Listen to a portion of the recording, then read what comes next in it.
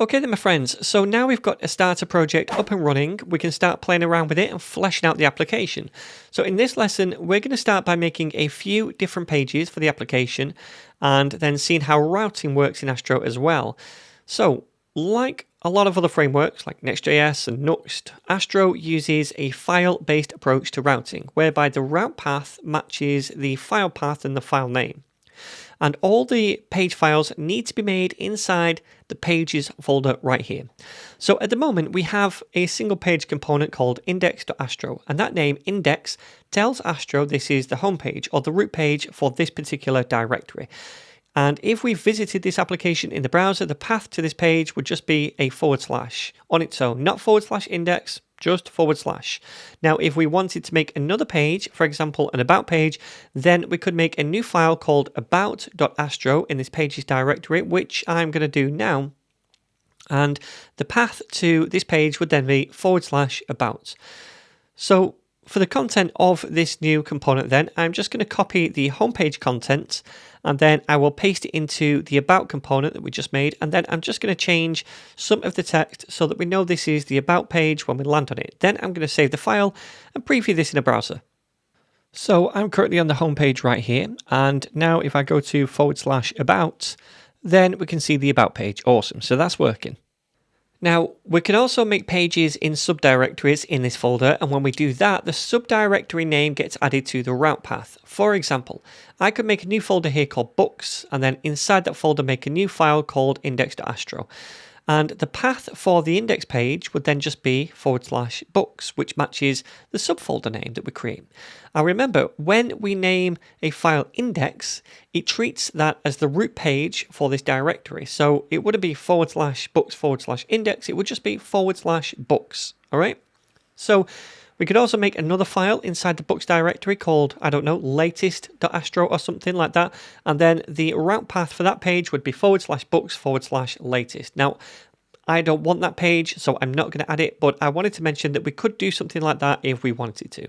Okay, so I also want to add some content to this new books index page that we made. So I'm going to copy the homepage content again, and I'm going to paste it back inside this new file. And again, I'm going to quickly change some of the content right here so that we know this is the books page when we land on it. All right, so let's try this again. I'm currently on the about page, and now if I go to / books, we should see the books page right here. Awesome. Okay, so we've got a few different pages now, and hopefully you can see how easy it is to structure these page components within an Astro application. And by the way, all of these pages, they're Astro components, and in fact, any file that ends with .astro is an Astro component. Just like in Vue, anything that ends with .vue is a Vue component. Now, inside these Astro components, we just have a simple HTML template, right? But also these 3 dashes at the top, which is a section where we can add a component script to do things like define and import values, which we can then use in this template. Now, we're not going to do that right now in this lesson, but we will take a look at that later on in the series. And we'll also look at how we can add styles and client-side JavaScript as well at some point. For now, I just want to do one more thing, and that is to add a little header to these pages with some links so that when we click on those, we can move around the site rather than typing it all out in the address bar. So I'm going to come to the homepage first of all, and right above the H1, I'm going to paste in a little template for a header. And you can get this code from the course files repo if you want to. The link is still below the video.